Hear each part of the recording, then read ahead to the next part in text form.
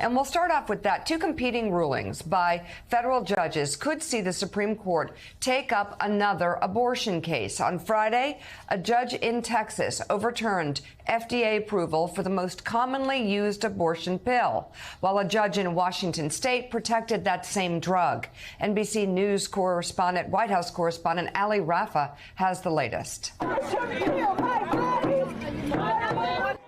Battle lines drawn. I'm very worried about the women who need this medication. We applaud the judge's action to issue the stay on the chemical abortion drug mifepristone. After the most consequential abortion ruling since the reversal of Roe v. Wade, a Texas federal judge suspending FDA approval of the most commonly used abortion pill, giving the federal government 7 days to appeal before the ruling goes into effect. We intend to do everything to make sure it's available to them, not just in a week, but moving forward, period. Health and Human Services Secretary Xavier Becerra vowing the Biden administration is considering all legal options. Well, we've already filed an appeal of this court's ruling. The issue will likely be decided by the Supreme Court after a federal judge in Washington state ruled to protect the drug in more than a dozen states. One Republican lawmaker threatening cuts to FDA funding if the White House fights the Texas ruling. It may become a point where House Republicans on the appropriations side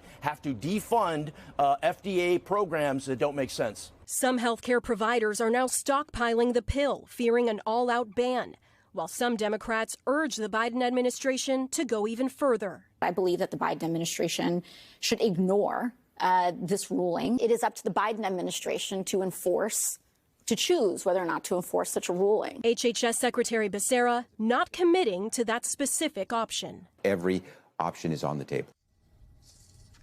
NBC's Ali Rafah with that report. And let's just break this down. A new piece in Politico notes how abortion was, as you said, a 50-50 issue. Now it is Republican quicksand.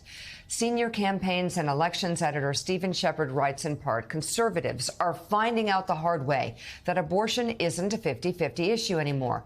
Janet Protasewicz's 11-point blowout victory this week for a state Supreme Court seat in Wisconsin was just the latest example of voters who support abortion rights outnumbering and outvoting their opponents. The Supreme Court's Dobbs decision last year has exposed Americans' broad opposition to the strict abortion bans adopted or proposed in GOP-controlled states.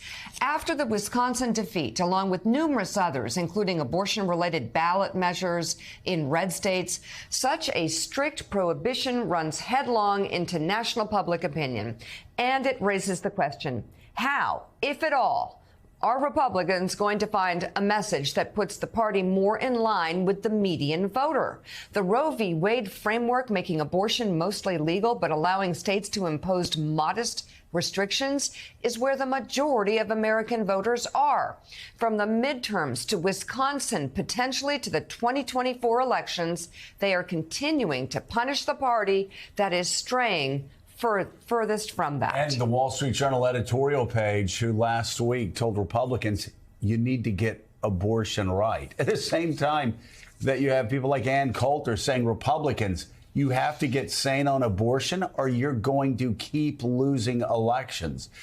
This is what the Wall Street Journal editorial page said today. There's a political gift to Democrats that they want to keep giving, which explains why they almost were gleefully furious on Friday after a Texas federal judge overruled the Food and Drug Administration's approval of the abortion pill. A conflicting order by a lower court means the Supreme Court will be handling the issue again. The court's Dobbs decision last summer handed abortion regulation to the states, but many on the anti-abortion right and abortion rights left are trying to nationalize it again via the courts. The justices in Dobbs sought to extricate themselves from regulating abortion, but partisans on both sides don't want them to let them. Anyway, it goes on and on. This is a long way. Charlie Sykes, I'll go to you. The kicker here is Wall Street Journal editorial page for I think the second time in maybe 3 weekday editions are telling Republicans, you've got abortion wrong. You're going too extreme on abortion. It's going to keep costing you elections. And here they say courts should stay out of what the FDA does. Regulating drugs isn't the business of the courts. any more than abortion is. Wall Street Journal editorial page. And Charlie, I come to you first, only because I know your experience is like mine. You probably live with or surrounded by.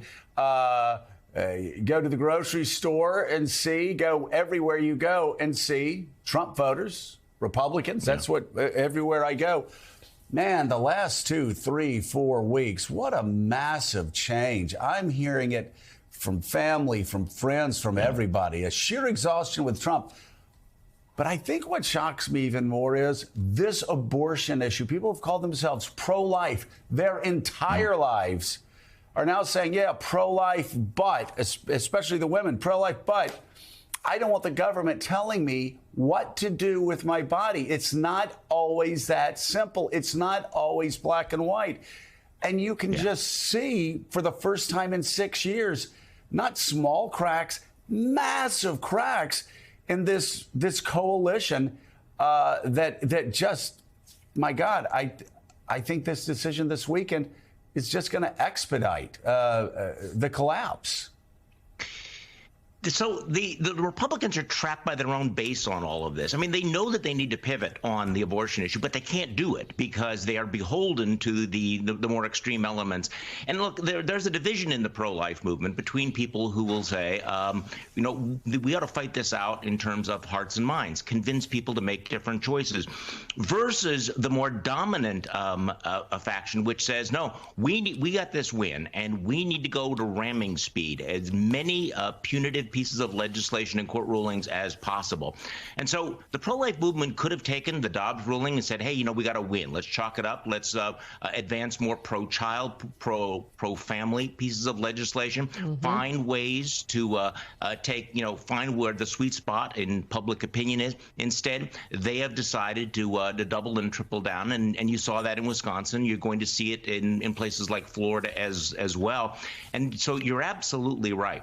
There are a lot of people who have called themselves pro-life, but until the Dobbs ruling, there were no actual live bullets in the gun. They didn't have to work out exactly what does that mean. Does it mean exceptions for rape and incest? What do we mean by the health of the mother? And are we going to try to legislate women's access to pills that they take in private?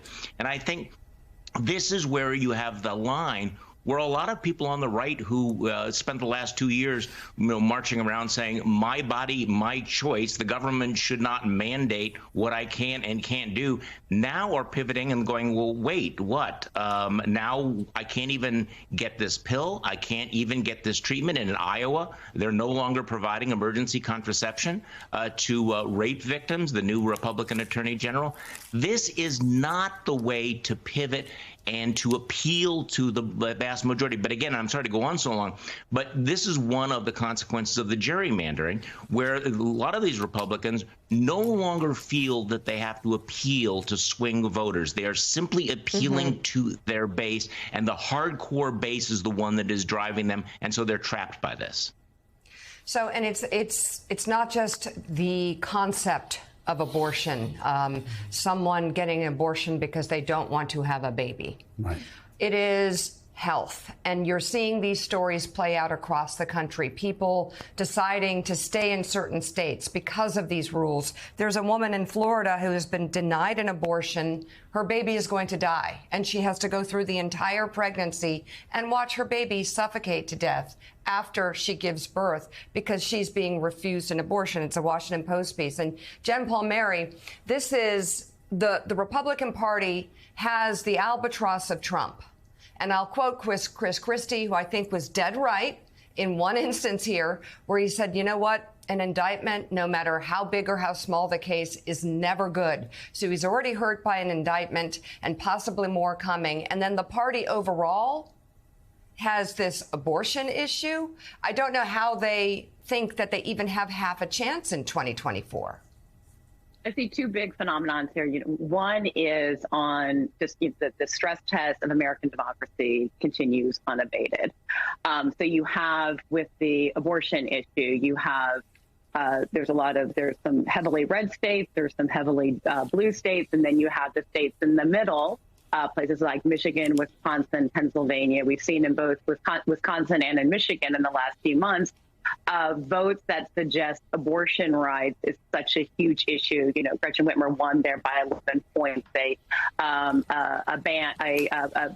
The ballot initiative to overturn an abortion ban passed by a huge margin as well. The Wisconsin Supreme Court justice race, the woman won by 11 points. That's a huge victory in a state like Wisconsin. So issues like abortion, issues like democracy, protecting the right to vote in the few states that we have, they're still swing states, are such a big deal. And voters are turning out in huge numbers to support women's rights, to support democratic rights.